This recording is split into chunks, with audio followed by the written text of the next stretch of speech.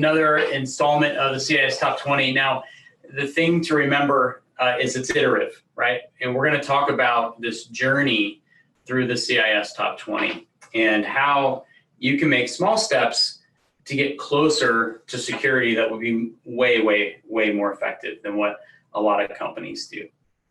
So let me go ahead and share my screen here.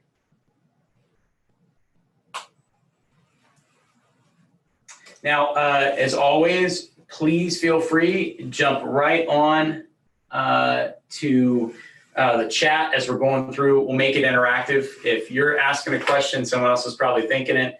And so please just go and ask. It won't bother me at all. I'll jump into it, grab that question, and just weave it into what we're talking about today. So, and if you can't hear me or anything like that, there's technical difficulties, please pop that in there as well.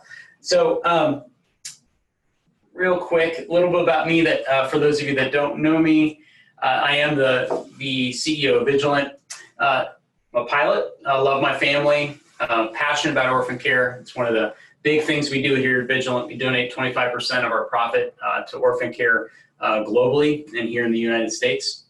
Love climbing mountains, love being outdoors, love running a cybersecurity company that helps keep people in business. I mean, that's what we're passionate about. We're passionate about fighting to defend other people. It's literally in our DNA and wraps around every decision that we make. So a little agenda today. So why the Security Expert Series and what threats are happening, and then we'll talk about the CIS Top 20. So the first aspect of the, well, actually, we'll talk about Vigilant first real quick. This is not a Vigilant commercial, but just so you know where we're coming from. So Vigilant is an MDR and EDR company. We are extremely fast at detecting threats, 2 minutes to an hour. The IBM report just came out earlier last week that the industry average is 315 days. So big difference in the average time to detect a brand new threat. We replace pen tests and vulnerability assessments. We do not commoditize our technology. And so what that means to you is that if you're a Vigilant customer, we're not selling any threat data out there to the world. We use that threat data and our analysis to protect you and you only. And that allows for us to be able to stay ahead of threat actors that are out there that can just go out and buy a firewall or buy any type of security detection system, install it in their lab and test against it. And we'll talk about that a little later today, why that's what threat actors do in that scenario. But just know that you want to make sure that your technology you're using can't drop into the hands of someone else that's trying to attack you. So why the Security Expert Series? One, to help people make their companies more effective and more efficient. Two, to keep you in business.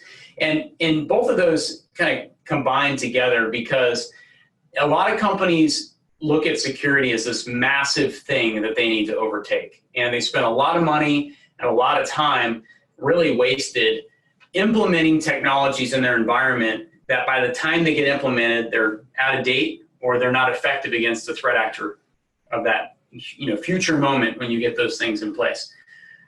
Three, to help your organization start to see the value in cybersecurity. That's just really a mindset. And really the starting point for securing your organization or anything that you do in your life to secure yourself is really getting your mind correct. Getting your mind wrapped around who is my threat and are they even important and do I even need to worry about them, right? And to help you, be everyone on this call, be the barrier between harmful attacks in your organization. Because when you look at the industry, the organizations that are getting hit, in the news, the ones in the medium to small business to small enterprise to large enterprise, they're hit significantly from a financial standpoint, and a lot of them don't make it. In fact, some of the statistics are that most of them actually go to business. And a lot of companies previous to, in previous years, when we talked about cybersecurity, it's one of the hardest things for people to really grapple around to see is important. But it is literally the one thing that can take you out of business overnight. You can make really bad product decisions, really bad financial decisions, just name it, right? And you have all kinds of runway, years even, in fact, before you even see the effects of those, and years to fix it. But if you make poor cybersecurity decisions inside your organization, you can be taken out of business tomorrow and just shut down. And that is the matter of fact. We spoke about back in March when we started our Cybersecurity for Remote Workforce webinar series. And we basically talked to people about what we were seeing in the now, right? And what we saw in the now was that threat actors were attacking easy targets and that they were positioning themselves for a later attack when people started coming back to the office. Basically what they were doing is they were positioning themselves on endpoint systems and just waiting.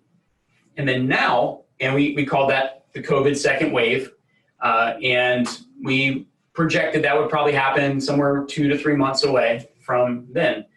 And, you know, Vigilant's not a fear drawing organization. We don't sell cybersecurity through fear. Some people felt like that was, but now we're 2.5 months in, and now we're starting to see that. So there's significant uptick in ransomware. We had 5 companies call us last week, 3 the week before, and this week already, it's only Monday, and we've had 2 companies call us just out of the blue. All of them weren't customers previously, but called us because now they're in an incident and they need to elicit our incident response services. So massive uptick. It's definitely something you need to watch out for. So I'm glad you're here. I'm glad you're having the conversation. So let's jump forward.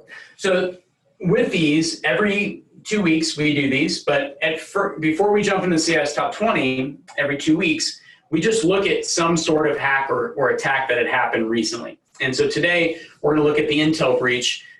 Just recently, many of you may have heard about it, but they had 20 gig of data stolen from Intel, the processor company.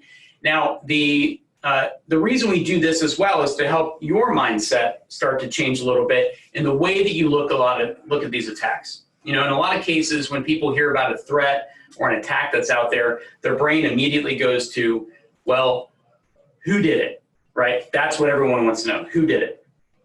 In reality, the who doesn't really matter so much because the who is rarely found, they're rarely indicted, and generally they just go into the dark and they don't get found again.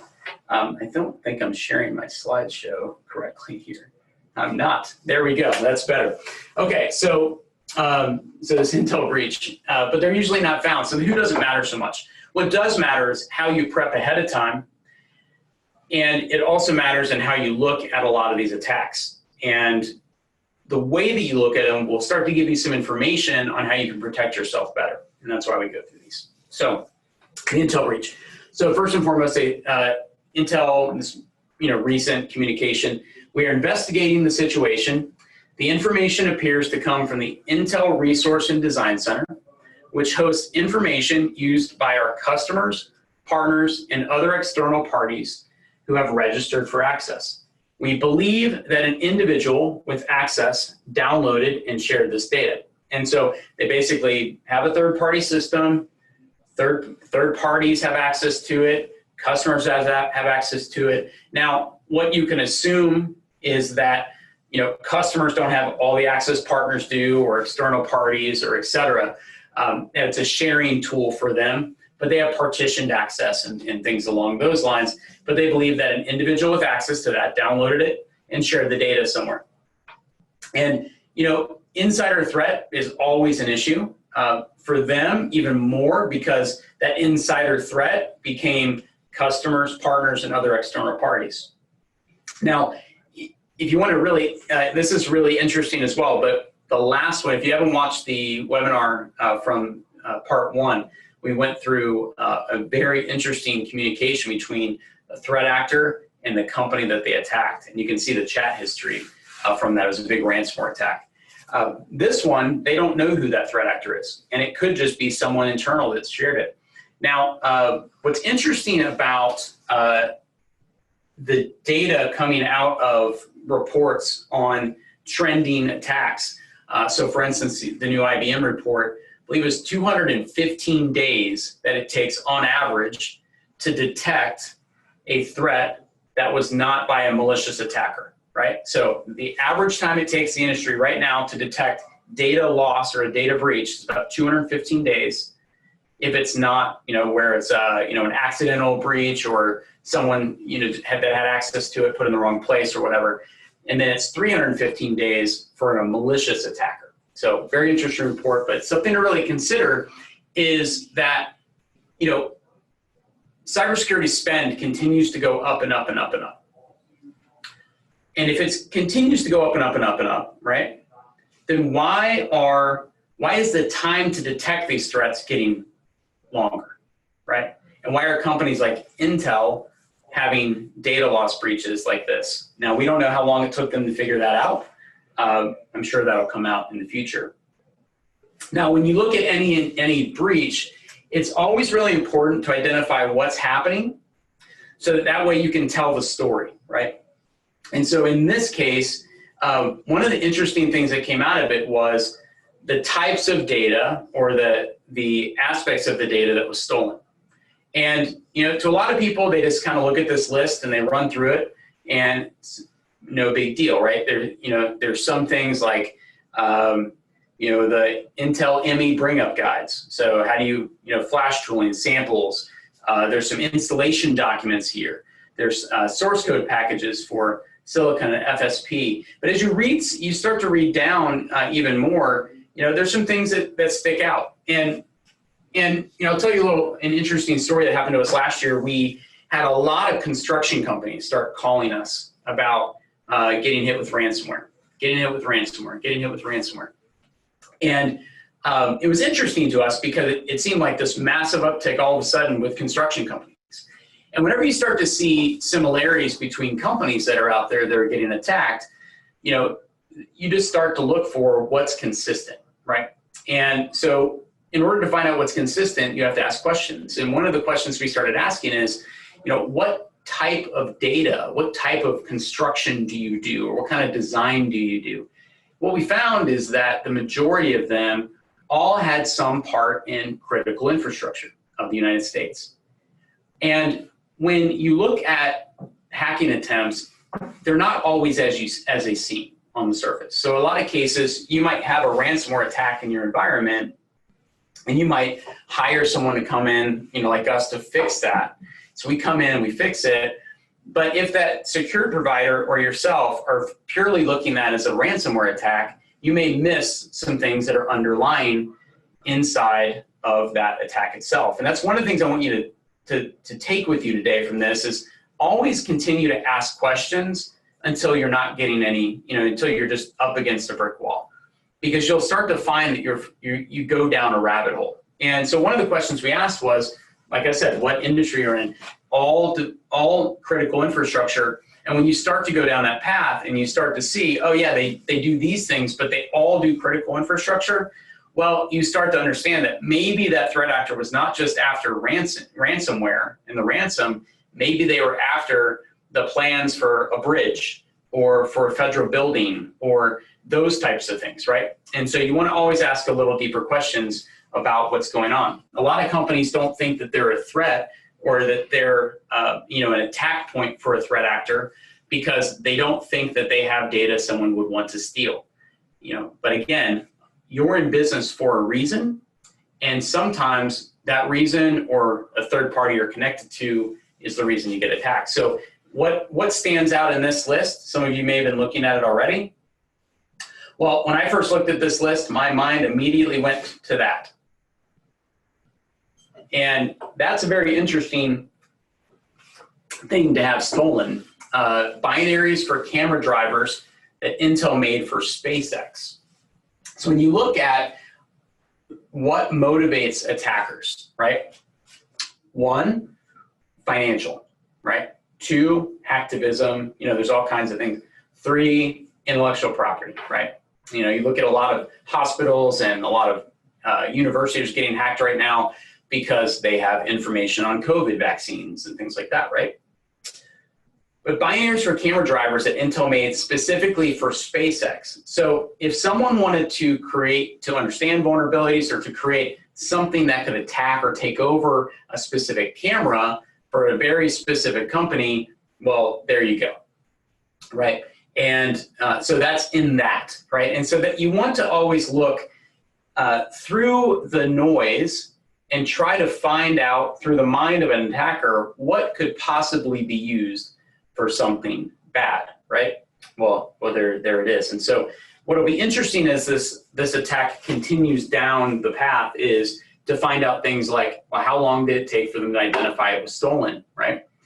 2 is what came out of that. Were there any subsequent attacks? And I honestly, I think there will be. I think you'll find that there will be very highly potential that there could be attacks against SpaceX specifically because of what you see stolen there.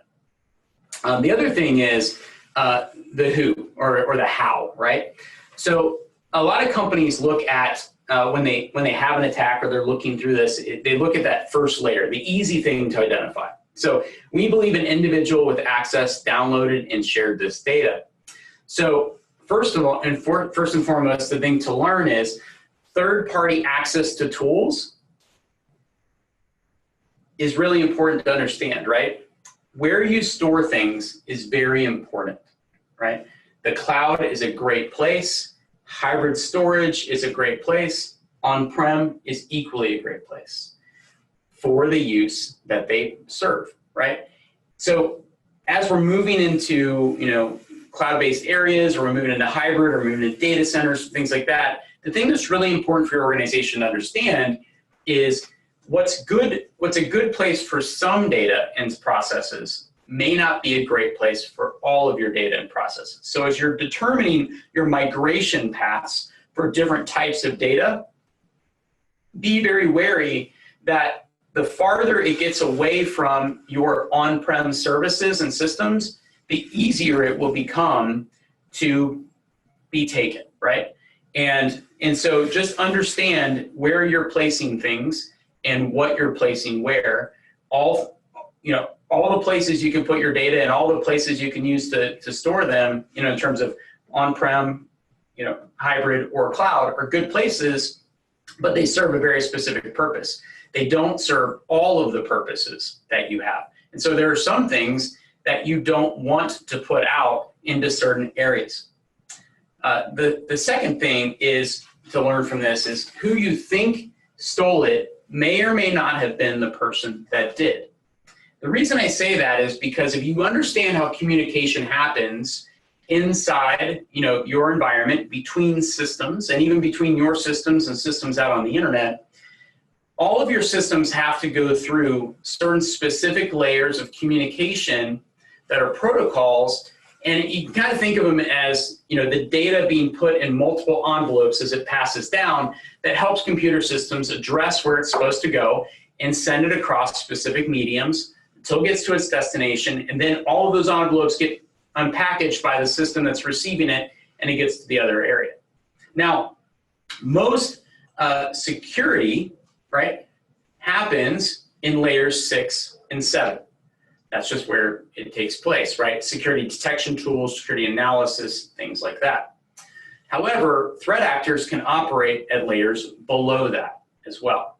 So if the technology in your environment does not operate at those lower layers, or you don't have the ability to do detection there because of maybe a security design or whatever, or maybe your environment is too complex and a lot of security providers can't customize what they're doing for you, then you could have a problem and you could actually miss significant attacks.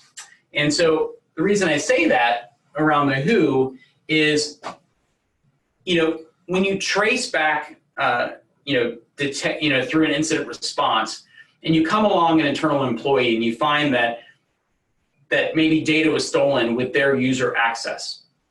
Well, in today's world, a threat actor can actually operate below that user's interaction with that system.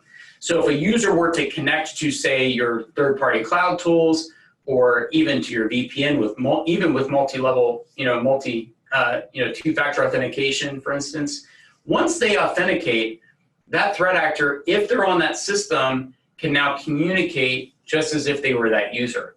And so they can really almost frame the user that they're on. So it's really difficult if you don't have the right tools in place to really identify who actually took the systems, and is a system that your users even have compromised. So just a few things to think about, from just this attack. And we do this every 2 weeks. Just unpack a threat really quickly and just give a couple insights into it. All right, so CIS Top 20. All right, give me 1 second here. All right. So as a recap, the CIS Top 20, what is it, right? So it's a recommended framework of 20 actionable steps that companies can take to protect themselves. It improves security mindset awareness, and it also drives focus for your organization, because organizations, like we've said this before, love checklists. They love to check down a box because it makes people feel like there's forward progress, right? That can be one of the big problems, though, with going down any type of framework, because you can get lost in the details of the checklist, right? And it can cause, although it causes forward motion or like this perception that things are getting better, it also can cause a slowdown. And we'll talk about that again as a recap from a mindset standpoint. But one of the things we talked about before a couple weeks ago is that whenever you're deploying a framework, you have to focus on it being an iterative approach, right? Where a lot of companies make mistakes is that it becomes too massive and just too cost prohibitive to do, and they get abandoned or they don't get done well. Where can deploying the top 20 help you? One, it can overcome skills gap in your organization. So it helps you identify what those skills gaps are and helps you overcome them, whether through hiring or technology or outsourcing. It helps you identify regulations that you may or may not know about. And that's a really important thing, because companies don't always know what they actually should follow and what they shouldn't. Third, it leads to understanding current events, right? And that helps you to understand what's going on now and how do I react to it, and even how do you be proactive with it. And fourth, if you do it right, you can actually save a ton of money. If you do it wrong, you can spend a lot of money and not have a very secure or effective security program. Now, the thing to remember about any top 20 thing, even the IBM report, right? The IBM report is a year old, right? It's looking back at what happened in 2019, and they built a trend based off of that. The thing to remember, we talked about this 2 weeks ago, is whenever you build a security program or even any security decisions off of trended data, you're now a year behind, because you're building decisions off what happened before. And where that hits you in the security industry is your competitor, who is a threat actor, a hacker. They get the same report that you do, right? So they know what best practices you're about to roll out, and they also know that they just need to do something different than that, and your best practices will not find what they're doing, right, in a lot of cases. So we're going to talk about the top 20 and how to make it a much more agile approach than the traditional way of doing it, which is just slamming it in. So let me jump forward here. We're going to just quick overview for those that weren't with us last time. The top 20 has a basic level. Now, those cover what you see here today. I'm not going to read them all, but I'm going to talk about the levels. So you have the basic level. This is usually where companies start last. Now, and I'll tell you why in a second. However, it's where you should start first, because what it does is it gives you knowledge about yourself, which helps you then in turn make really, really good decisions. The next section is the largest section of CIS. That is the foundational section. So that's where you're starting to put in some defenses, email browser protections, data recovery, boundary defense, firewalls, things like that. You have this continued, so data protection, controlled access, wireless access control, account monitoring.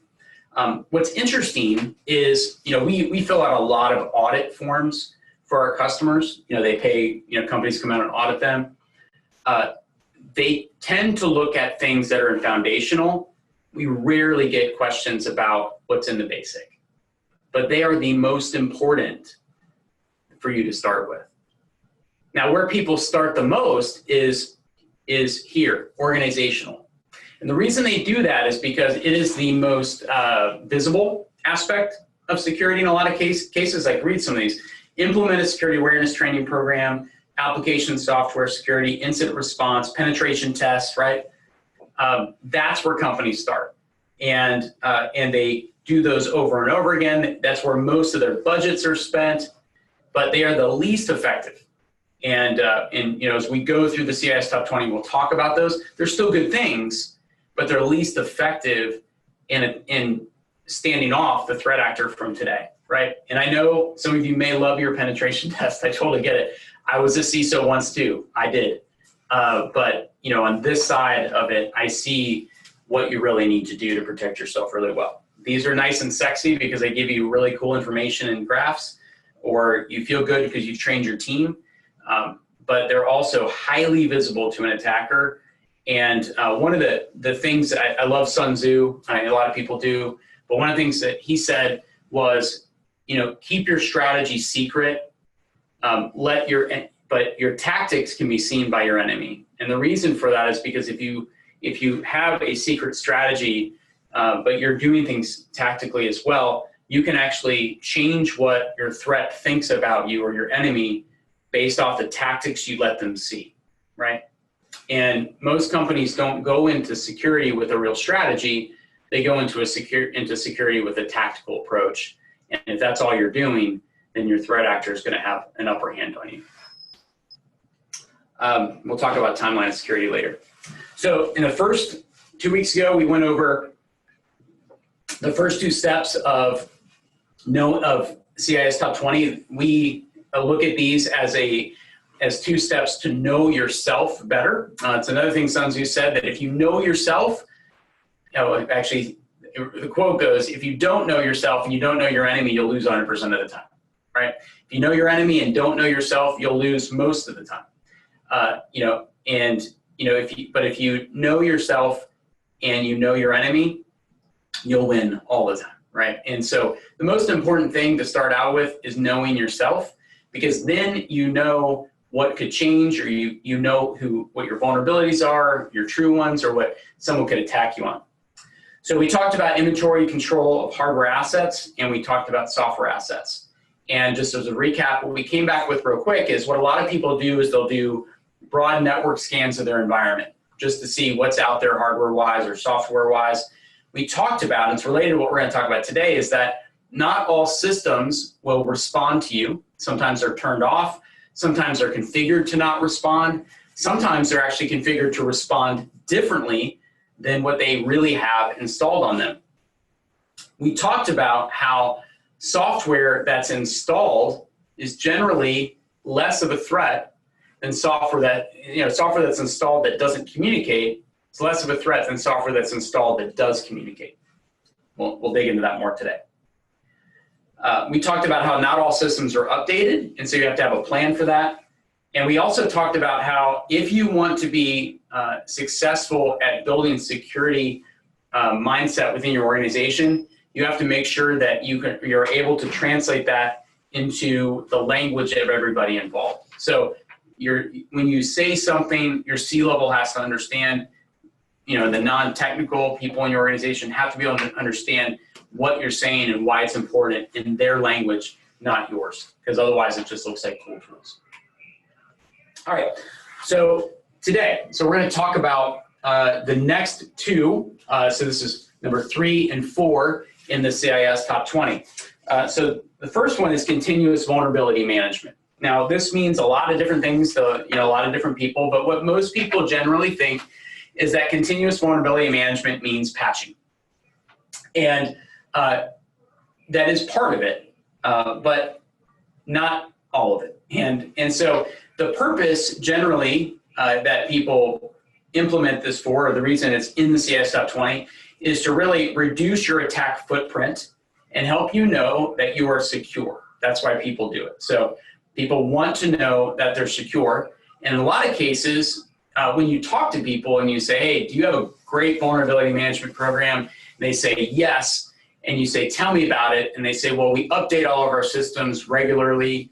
It's even on audit sheets. And we say, okay, great. After you're done updating, how do you feel? And they say, awesome, very secure. And that is a massive mistake in mindset. We'll talk about it. What companies usually do to solve this problem is they buy a lot of software, they design these massive rollouts, and they make it it can become very complex very quickly, even for medium-sized organizations. Now, where they fail is that it takes too much time to roll out. We talked about that from what we call the timeline of security. And this is a great tool to use in your organization again, but if you just look at these in terms of months, if it takes you, if a threat actor entered here, and this is what you always want to understand, if the threat actor entered today, right, and you're implementing something to find them, right, look at a vulnerability management program. If it takes 5 months for you to deploy in your environment down to here, then that means that threat actor has been in your environment for 5 months doing whatever they want to before you're able to get that fixed.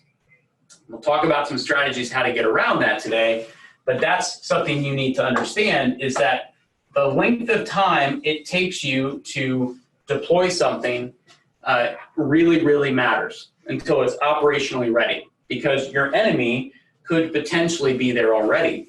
The other thing to recognize is, IBM report just came out, it takes up to 315 days now if a threat actor creates something today to detect it, right? So now you're looking at, almost another year, right, before you're actually installed and operationally ready or able to detect the threat that came in on day one, but there could be other threats all along the way. And the thing to understand is that once you get here, it doesn't mean that you're going to be able to detect all threats. It just means the ones that have been known, right? And so that timeline keeps moving forward. Let me come back here. All right. So ineffective strategy is also a mistake. Not focusing on the right things first. And 3, getting stuck in the details, right? Complexity in any security program. If you feel like your security program is complex, then it's probably not as effective as you think it is. Because security programs need to be understood, they need to be agile, and they need to be able to flow with what's happening. And you also need to be making decisions on the information that it's giving you. And here's another good test. If you're making decisions on your security programs from trending information, that's going to put you behind, right? If you're making decisions off of information about your own environment, that's going to put you right here, right now. It's one of the reasons why we were able to tell all of our customers back in March, watch out for this happening with COVID. Here's a first wave. This is what's happening. Here's the things you need to do to protect yourself. If you do them, you'll be fine because here comes a second wave, right? Now, people outside of Vigilant, right, are going to get a trending report next year, from someone in the industry that'll say, this is what we saw in 2020, a massive uptick in ransomware in August and September, right? But if you are able to make very surgical decisions in the now, then you're able to actually have a security program that's agile and is able to be effective. So when you're doing vulnerability management in your environment, first, you just got to get all the things that you think vulnerability management is out of your head. And you have to, somewhat determine what vulnerability management means to your organization. Because security should be a lot more custom than a lot of companies make it. You can't just put a firewall in or just install software and next, finish, your way through securing your organization. So the first thing is legitimately take a breath, right? And just sit down and observe, right? What are the problems that your company's facing today? What are the things you don't know, right? And list those out. And then just look for one thing, just one, and attack it. Do it well to completion, and then start that process over again. You know, security should be iterative, and it should be a step-by-step, especially vulnerability management. And I'll give you some ways to determine what you should attack from that one thing first. Like we talked about earlier, it should be an iterative process. So you should observe what's happening. You should orient yourself to what's, what are the things you're seeing, what's happening around you, what's happening in the industry, then you decide and you act. Now, this process should be fairly quick for your organization. You should be able to make decisions on what should change on a weekly basis, and you should be making changes in that manner on a weekly basis, or at least once a month, right? And they should be driven decisions on what's happening right now in your organization. So effective steps into vulnerability management. So one is don't start with patching. And that's where a lot of people, you might think, oh man, a CEO is telling me not to start with patching. And the reason I'm saying that is because that's not a tactic. That's a tactic. It's not a strategy. It's part of the piece of the pie, right? And I'm gonna walk through a little example here of what goes on in a threat actor's mind around this very thing. And the reason I'm gonna focus on that mostly is because that's what most companies do when they're doing vulnerability management. We'll talk about it here in a second, understanding patching cycles and understanding that threats use the mindset that you have that vulnerability management equals patching to attack you very surgically. So they're doing what you should be doing in your environment in order to attack you successfully. So let's look at that real quick. I'm gonna stop to share. So some of you may have seen this before from us. It's something that we do share with people, and it's a mindset aspect of things, and it's understanding, what are vulnerabilities in your environment? So what a lot of people think vulnerabilities are, which is correct, is either misconfigurations in your firewall infrastructure. It could be software code problems, things like that. But when you look at vulnerabilities, there's really just a few different types. So one is vulnerabilities that no one knows about. Yeah, right?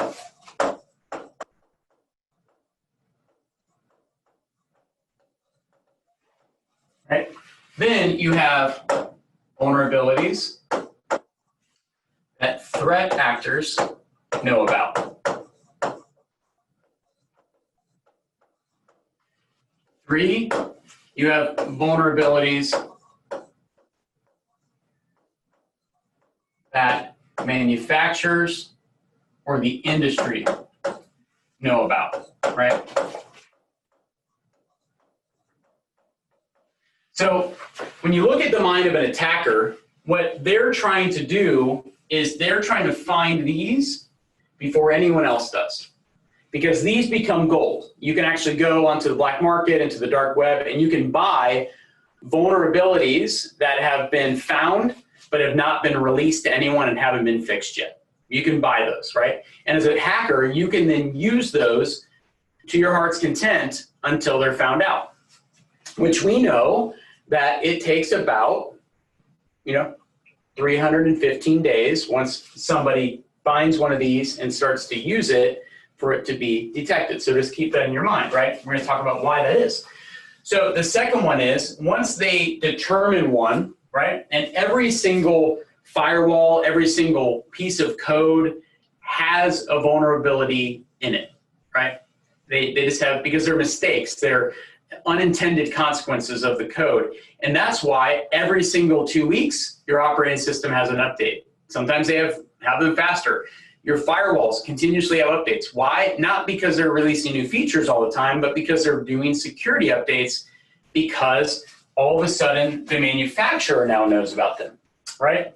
So inside of vulnerabilities that threat actors know about, when it's just here, well, your antivirus isn't going to find them. Your manufacturer is not going to find them, especially if your antivirus is from your operating system manufacturer. That's even worse, right? Because your manufacturer doesn't know about it, nor does your security provider.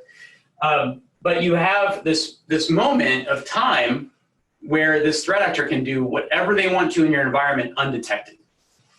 Third, you have vulnerabilities that your manufacturers, or the security industry, the security industry knows about. And at that point, down in here, there's two categories. There's ones they know about and have fixed, and there's ones they know about and haven't fixed. Right? So down in this category, if they know about it and they fixed it, well, you're going to get an update for it, right? And then all of a sudden, the threat actor can no longer use it. Now, the same information that tells you what security updates are in your releases are available to a threat actor as well. So it's really a list to them. To you, it's a list of what holes were blocked and what people can't attack me on. To a threat actor, it's a list of what they can't use anymore. Right? And so if your strategy, right, back to that Sun Tzu thing, is all wrapped around patch management, well, your tactics are constantly being handed over by the companies you buy things for right into the hands of a threat actor. So those are the things that are known fixed. As a threat actor, I'm not going to be attacking those as frequently or using them because I know that security technology may actually find me, right? Now, what's interesting about that too is that sometimes your vulnerabilities can be, or your security updates can be released incorrectly. We went into a top 10 financial firm. They're actually a lot higher in that list, but I don't want to say it because you'd figure it out. But top 10 financial firm out on the West Coast went into their organization. They were having some issues with their environment. They couldn't figure it out. We put our security technology in place. We saw immediately that they had traffic leaving their environment with data, customer data inside of it, and it was leaving through a security vulnerability that was misclassified by their firewall vendor. And so they classified that traffic as a Comcast application, that it was okay. In reality, it was malware, and it was a tunnel that was being used that created a tunnel to let that data pass out. And we saw it right away, but because it was misclassified, when it was fixed by the vendor, then it got missed, right? The second side of that is the vendor knows about it, but haven't fixed it yet. And in this category, it's dangerous because in a lot of cases, it's made public. And I try to keep it quiet as long as possible, but that always leaks out, or someone out there, or in a lot of cases, the vendor refuses to fix it. And so the people that found it originally get ticked off, and they release it to the public anyway to force the vendor to fix it. And so when a vulnerability that's known that hasn't been fixed yet is made public, that's an extremely dangerous moment. If you guys remember back, Heartbleed, years ago, it took 4 months from the time it was made public to the time it was fixed, right? 4 months of attackers being able to do whatever they wanted to with that vulnerability. Last year, a firewall manufacturer took 8.5 months to fix a flaw in one of their UIs that allowed someone to take over that system without any administrative credentials and run any command against it that they wanted to. And that's on systems in your environment today. And so there are all of these vulnerabilities that aren't known and have been fixed. And this is just a small category of it, right? So you have public and you have, internal, right? So the things to take from this is that patching is great. You want to keep your systems up to date, but you're only patching a very small subset of the actual vulnerabilities that are out there. And so you need to expand your mindset of thinking about a vulnerability and starting to look outside of just what can be patched and what can't be, and start to be more creative around your infrastructure and how to protect it and become more proactive. Because even yet again, if we're only patching our systems, well, now our security is extremely reactive, right? Because it took a really long time for them to find these. It took a really long time for them to fix them. And by the time it gets up on your system, you're probably years behind an attacker that's out there. To make it worse is once a vulnerability is fixed, right, that threat actor is no longer using it. So that tactic you're using doesn't really help. On top of that, any of the systems, we talked about this earlier, if you buy them and they're easily to purchase, right? You can just swipe a credit card to buy them online and download software, or you can buy a system that is just anyone can get. That system can be used by a threat actor as well. They can buy those, put them in their labs, and they can test against them.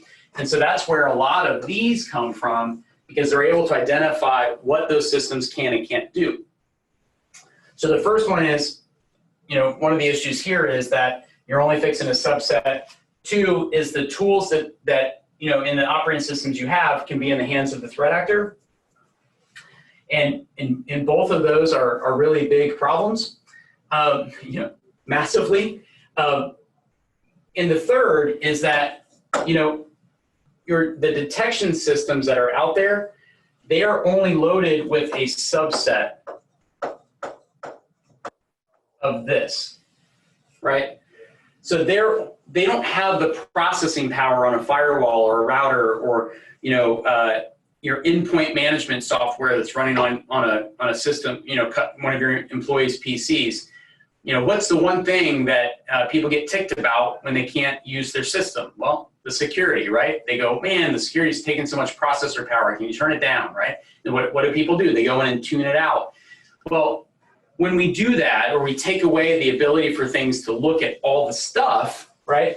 Because we want to make it faster, in a lot of cases, we're actually removing what threat actors are actually doing, right? Because if I can get access to your firewall, I know what it's loaded with, right? If I can, if it's just default, right? And I can buy the same thing, I know what it's loaded with. I can get access to your antivirus, same thing, or your SIM tools, same thing. I can know as a threat actor what subset is loaded with.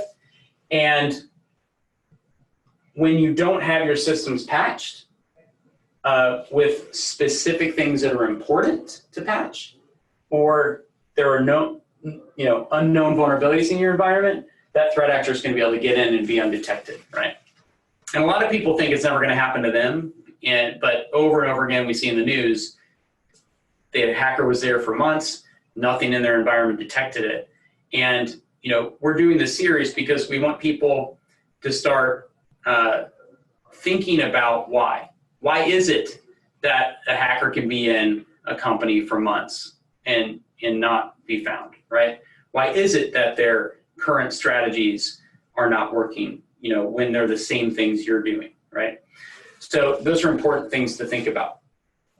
So back to the PowerPoint here. So when you're starting with a vulnerability, management environment, or strategy within your organization, you want to start with knowing what is in your environment. It doesn't matter what's trending. It doesn't, because most threat actors are not going to attack you with what's trending. And the reason is because what's trending in those reports happened a year ago. So start to drive your own security with knowledge about your environment. That's where you start to win. So you want to look for communicating or communicated to software, right? And the reason that's important is because that's where you're going to find what's most important to fix first in your environment. And so let me stop the share here real quick. So if I have a system here and I have software installed, right? and I do a penetration test or a vulnerability assessment, and that assessment provider tells me that, hey, you've got some very highly critical vulnerabilities on this system, right? So you got some, potential attack points for a threat actor on this system, right? And maybe this is a web server, right? It's right on the internet. Well, and then another system in my environment, maybe it's the admin to the CEO, right? And they've got a low-level vulnerability on their system, right? Low-level one, right? That you find out about. And it's not connected to the internet. It's right on an internal network. But it has access to the internet because they go to the internet all the time. Well, when you look at this software here, if this software, that software that's installed that is considered a high-level vulnerability is installed but isn't communicating or isn't being communicated to, then it may be trending as a high vulnerability, but to you, it's low. It's not important because it's not being communicated to and it's not communicating, right? The vulnerability can never be tripped off or be attacked because it's installed, but it's not able to be communicated to. Whereas if you have a system over here with a low-level vulnerability, but an attacker is attacking here, right? This is your high point. This is a customized high vulnerability to you because it's actually getting attacked, even though it's considered by the industry a low-level vulnerability. And why is that important, right? Well, you may think, well, it's a low-level vulnerability, the attacker can't get in. In reality, they can. It just may take them longer. But that's okay, because what do we as organizations focus on? The high-level vulnerabilities, right? It's what takes our team's time. It's where we spend our focus. When you get vulnerability reports back, it's all of those things, right? And so what we recommend, and this is one of those things like we talked about earlier, is as we go through this process, we're going to give you very specific little things to just change today, right? Or to change this week, or to change this month that can move you closer to security, right? When you go after the CIS Top 20 framework, it would be a massive mistake to try to plan out this massive thing and do all these rollouts to check all of these boxes. Instead, make small changes. Back to that timeline of security, implement small things, and you'll start to see that they compound on top of each other, but you'll also see that what you thought you may have been headed towards at the beginning will change dramatically because the threats will change along that entire path that you'll take. So you want to look for the software that's communicating in your environment. Because if that software or that vulnerability is communicating in your environment, that's a communication that can be attacked, right? And so whether or not there's a known vulnerability for the communication that you're using, you want to make sure that you understand what's communicating in your environment. You want to understand what software is communicated in your environment, and you want to focus on securing those. And that's it first, right? Sure, it's really good to do updates and things like that. Make sure you're doing that, right? That's just going to take out the given things. But you really need to look at what's really happening here and to make some decisions about that information, right? What you'll find in a lot of cases when you do this is you may find software that didn't show up on vulnerability scans and things like that you may have done, or didn't show up in your software deployment tools that is communicating in your environment. You can identify them and make better decisions on it. So the way you do that is very similar to what we talked about 2 weeks ago. And what you'll find is with the CIS Top 20, you can accomplish a lot of things with just a few tools or just a few services or just a few approaches and be very, very highly effective in what you're doing. So you want to look for communicator and communicated software. When you do that, like I said, again, you can make very surgical decisions about what to fix first and what not to fix first. What's an interesting example of this is, and sounds counterintuitive, but you could have a very inexpensive perimeter firewall, right? And I don't recommend this. I'm just saying you could. If you're able to identify what's happening on that system, right? You could have a less expensive firewall have a much better detection approach to detecting what's happening and actually protect yourself better than it would be to buy a very expensive firewall and just set and forget it, right? So when you can do this, you can make surgical decisions first and then make your broad decisions later, right? And in a lot of cases, like I said, what you find is when your surgical decisions are deployed, they're very fast and they're timely. They stop threats now, and you stay secure. You can use our MDR and EDR services to do that, but whatever you're doing, whether you use us or anyone else, you want to make sure that when you're starting down the path of CIS Top 20, step 1, 2, 3, and 4, that it all just comes down to a very, in-depth network audit. And, it sounds simple. You want to do a network audit. And this is not just the physical network, but you want to be able to look at your cloud, your endpoints, and you want to look at, the actual physical LAN. And all you're looking for is what software is communicating and what versions are communicating in your environment. Doesn't matter what's installed, it matters what's communicating. So is it being communicated to, or is it being communicated from? That information is a huge first step, and you can do that very, very rapidly. That, if done well, could be done in less than 24 hours, right? In fact, if you deploy technology right, you could do that on an hourly basis, and you can make very quick surgical decisions in your environment that doesn't take your team a lot of time, right? The reason companies get so bogged down in security is because most security technologies look at the broad aspect of things, right? Or they look at what's trending, or they look at the thousands of emails that come in your inbox every day, and you have to guess at which one is important to tackle. When you're doing this well, when you just look at what's communicating in your environment, then you're able to very quickly, rapidly make decisions, and you can stop things where they start. And you don't have to have data breaches as they pass down the path. Now, let's see, I think we're close to being out of time. No, we are out of time. All right. Well, I'll jump into this in 2 weeks. Hopefully this was helpful for you. If you have any questions, reach out to us.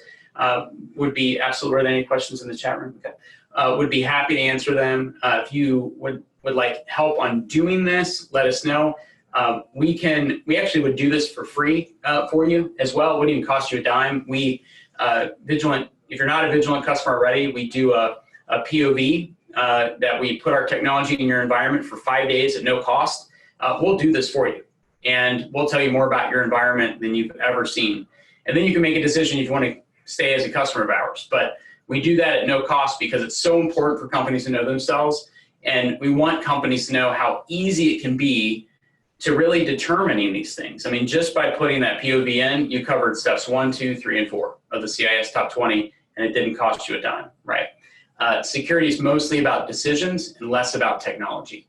And, and that's what Vigilant does. We provide information and data in the form of business decisions that help you derive what your steps should be. And we want to save you time and money. If you are a customer of ours, jump into our customer portal. You can get a lot of this information right at your fingertips, 24 hours a day, 7 days a week. And you get that health and vulnerability assessment report in there as well that gives you a rating on where you are at any time and very deep information on how the surgical decisions you can make on a daily basis just to keep yourself ahead of the threat actor. So first and foremost, begin the journey of the CIS Top 20. Stay with us on these webinars and jump in.